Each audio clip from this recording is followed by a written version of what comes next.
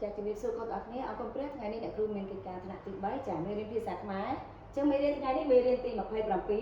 สัตว์ตื้อสักสับจ่าจังไงนี่ยังเรียนปรำปีเปียสัตว์ตื้อสักสับจ่าจังเนี่ยครูมีเปียสัตว์ตื้อสักสับหนึ่งปีจ่าสัตว์ตื้อสักสับหนึ่งปีเล็กสอจ่าจังเนี่ยครูหนึ่งเลือกโยเปียตีมวยมาบังหายจ่าเปียตีมวยคือเล็กจ่าเล็กโลดัสอีลิงจ้อเล็กจ่าจังเปียตีมวยบอยังเล็กจะเปียจีเกียร์ซับโจกอบบัตเตอร์ចាអញ្ចឹងឧទាហរណ៍សុំទៅមើលជាមួយអ្នកគ្រូព្រះអាទិត្យលិចចាអញ្ចឹងយើងមើលថាព្រះអាទិត្យលិចនៅពេលណាកូនចាគឺនៅពេលល្ងាចចាពេលល្ងាចប្រឡប់ហ្នឹងគឺព្រះអាទិត្យចាប់បានលិចហើយចាចាលិចដូចគ្នាលោដាក់ស្អីចោលលិចដូចគ្នាតែពីជាកិរិយាសព្ទឈ្មោះទិស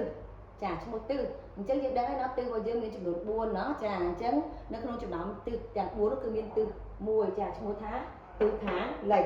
ចាទិសខាងលិចចាអញ្ចឹងទិសខាងលិចហ្នឹងគឺយើងតែងតែឃើញព្រះអាទិត្យចាលិចចាលិចនៅទិសខាងលិចចាចាឥឡូវយើងទៅពាក្យបន្តទៀតពាក្យថាលិចចាអញ្ចឹងសរសេរខុសគ្នាណាបងណាខាងលើសរសេរលុយលិចចោលិចអានថាលិចចាលោកដាក់ស្រែអេនិងចលិចចាអញ្ចឹងសូវាដូចគ្នាតែសរសេរខុសគ្នាអញ្ចឹងឥឡូវកូនទៅមើលន័យជាមួយអ្នកគ្រូថ្នាក់ពាក្យជាកិរិយាសព្ទចាចេញពីទីកំបាំងចាចេញពីទីកំបាំងអញ្ចឹងទៅមើលឧទាហរណ៍ថ្ងៃលិចឡើងចាថ្ងៃលិចឡើងអញ្ចឹងលិចកន្លែងនេះគឺសេឡូដាក់ស្អេនឹងចុះលិចចាលិចឡើងអញ្ចឹងថ្ងៃលិចឡើងនៅពេលណាកូនចាគឺនៅពេលព្រឹកចាពេលព្រឹកព្រលឹមហ្នឹងគឺថ្ងៃចាប់ដើមលិចឡើងហើយចាឡូដាក់ស្អេចុះលិចដូចគ្នាត្រាក់ពីតិគេដូចគ្នាហូរចេញចាហូរចេញឧទាហរណ៍ទឹកលិចពីធុងប៉ោតចាអញ្ចឹងពេលដែលមានធុងមានប៉ោតអីវាមានប្រឡោះទូដែលធ្លុះធ្លាយអីគឺទឹកចាប់ដើមលិចចេញចាអញ្ចឹងអាលិចចេញពីធុងពីប៉ោតហ្នឹងគឺយើងសរសេរលោដាក់ស្រៈអេនឹងចចាលិចចាបន្តទៀតចាលិចនឹងដូចគ្នាចាថាពាក្យជាកិរិយាសព្ទដូចគ្នាផ្សាយ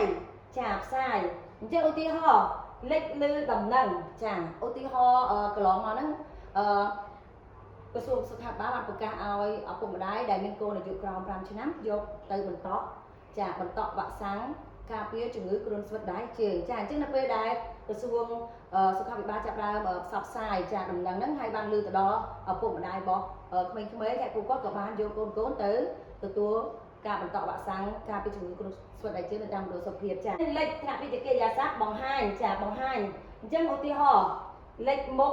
ចេញមកចាលេខមុខចេញមកអញ្ចឹងបង្ហាញឧទាហរណ៍ថានៅក្នុងកម្មវិធីសិល្បៈមួយដែលគេបង្ហាញតារាបង្ហាញម៉ូដចាអញ្ចឹងគឺគេអត់ទាន់ឲ្យឃើញទេចាបន្ទាប់ពីដល់ម៉ោងដល់ពេលហើយគេនឹងបង្ហាញចាតារាដែលត្រូវដើរបង្ហាញម៉ូដម្ដងមួយចាចាអញ្ចឹងគឺចាប់ដើមលេខចេញមុខមកម្ដងមួយហើយយើងឃើញថាសម្រាប់ពួកគាត់ស្អាតបែបយ៉ាងម្នាក់ចាហើយលេខមួយទៀតចាថ្នាក់វិជ្ជានាមចាលោរ៉ាសេចលេខមួយទៀតថ្នាក់វិជ្ជានាមឈ្មោះដំបៅម្យ៉ាងចាឈ្មោះដំបៅម្យ៉ាងឧទាហរណ៍ដំបៅលិចចាអញ្ចឹងវាគឺជាឈ្មោះរបស់ដំបៅចាដំបៅលិចចាឥឡូវអ្នកគ្រូមានពាក្យចាទី1ប៉ុណ្ណឹងហើយអ្នកគ្រូនឹងទៅបង្ហាញពាក្យទី2ម្ដងចាពាក្យទី2របស់យើងពាក្យថាសនឹងរគេហៅថាសចា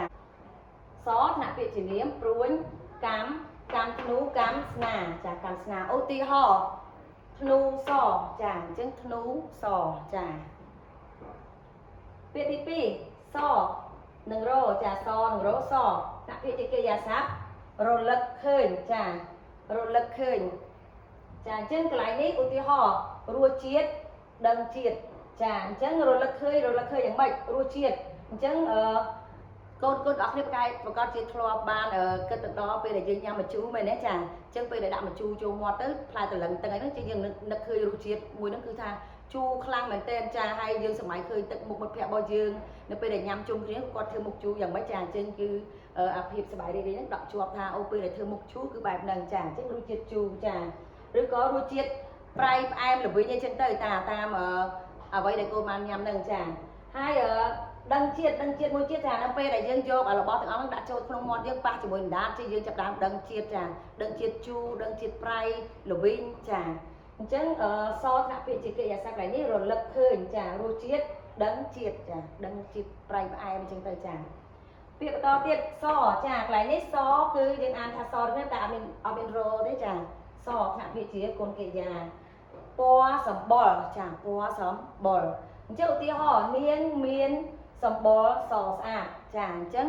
យើងមើលថា